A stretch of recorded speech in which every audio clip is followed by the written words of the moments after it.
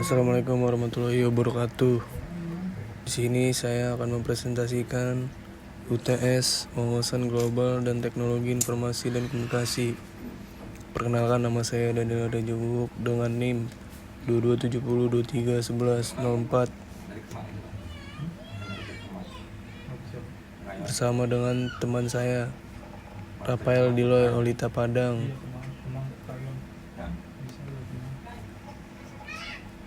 Yang pertama, saya akan membahas topik pembahasan IoT, Internet of Things, konsep dan aplikasi IoT dalam kehidupan sehari-hari, serta tantangan keamanan dan privasi dalam penggunaannya.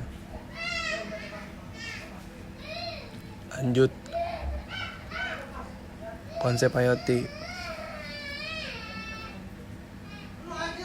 Detail konsep dan aplikasi IoT.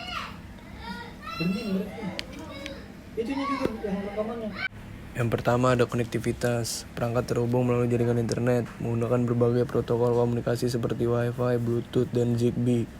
Kedua, sensor. Perangkat dilengkapi dengan sensor yang dapat mengumpulkan data dari lingkungan seperti suhu, kelembapan, atau gerakan. 3, pengolahan data. Data yang dikumpulkan dapat dianalisis secara real time untuk memberikan wawasan dan mengambil keputusan. Yang keempat ada otomasi. IoT memungkinkan otomasi dalam berbagai aspek kehidupan, mengurangi kebutuhan intervensi manusia. Yang kelima ada interoperabilitas. Perangkat dari berbagai produsen dapat saling berkomunikasi dan berfungsi bersama. Lanjut. Aplikasi IoT dalam berbagai sektor. Mengintegrasikan IoT dalam kehidupan sehari-hari. Pertama, rumah pintar, sistem pencahayaan dan kontrol suhu yang dapat diatur melalui aplikasi ponsel, termasuk keamanan dengan kamera dan sensor gerakan terhubung ke internet.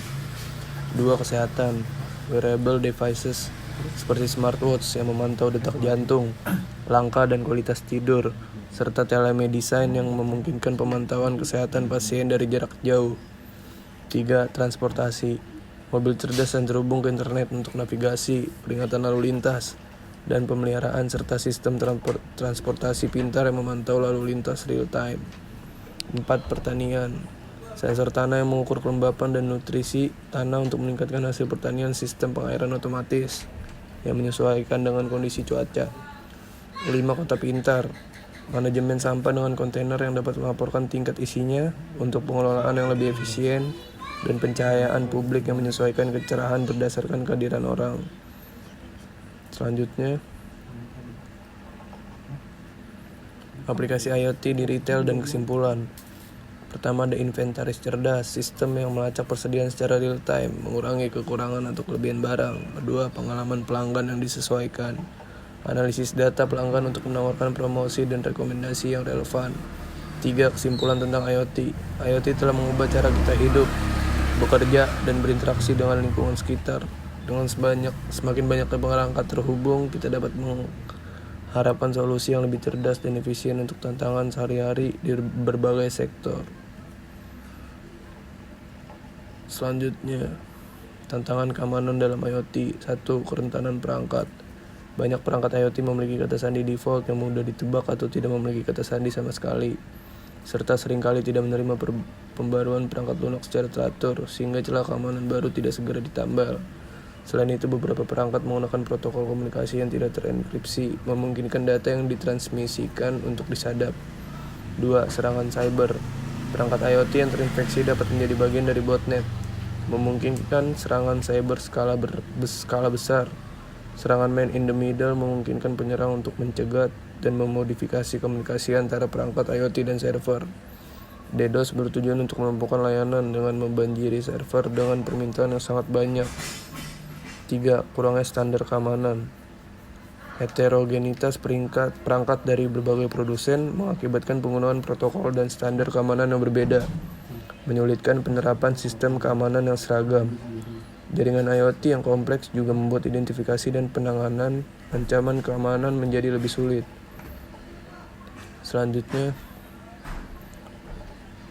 pengumpulan data yang berlebihan. Perangkat IoT seringkali mengumpulkan data pribadi pengguna dalam jumlah yang besar, bahkan tanpa persetujuan yang jelas.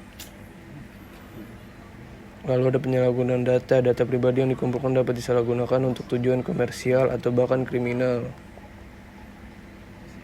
Kemudian kurangnya transparansi. Pengguna seringkali tidak mengetahui bagaimana data pribadi mereka digunakan dan dibagikan. Lalu ada risiko pelanggaran data. Data pribadi yang tersimpan dalam perangkat IoT rentan terhadap pelanggaran data. Contoh kasus, botnet Mirai. Botnet ini memanfaatkan perangkat IoT dengan sistem keamanan yang lemah untuk melakukan serangan DDoS skala besar terhadap berbagai layanan internet.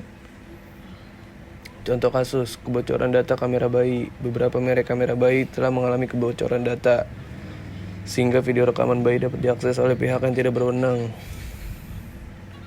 Peningkatan keamanan perangkat menggunakan kata sandi yang kuat dan unik untuk setiap perangkat. Memastikan pembaruan perangkat. Memastikan perangkat selalu diperbarui dengan versi perangkat lunak terbaru. Dan yang terakhir, pemilihan protokol komunikasi yang aman. Memilih perangkat IoT yang menggunakan protokol komunikasi yang aman.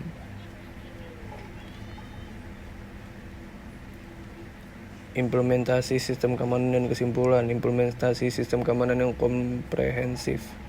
Menggunakan firewall untuk melindungi jaringan. Melakukan pemantauan jaringan secara terus-menerus untuk mendeteksi aktivitas yang mencurigakan dan melakukan backup data secara teratur. Perlindungan privasi. Membaca kebijakan privasi dengan seksama sebelum membeli perangkat IoT. Membatasi akses ke data pribadi seminimal mungkin dan menggunakan perangkat IoT yang memungkinkan pengguna untuk mengontrol data yang dikumpulkan. Kesimpulannya, tantangan keamanan dan privasi dalam penggunaan IoT adalah isu yang kompleks dan memerlukan perhatian serius dari semua pihak, termasuk produsen perangkat, pengguna, dan pembuat kebijakan. Dengan memahami tantangan-tantangan ini dan menerapkan solusi yang tepat, kita dapat memaksimalkan manfaat dari teknologi IoT sambil tetap menjaga keamanan dan privasi data. Berikut adalah penjelasan mengenai IoT atau Internet of Things. Selanjutnya akan dibacakan oleh teman saya.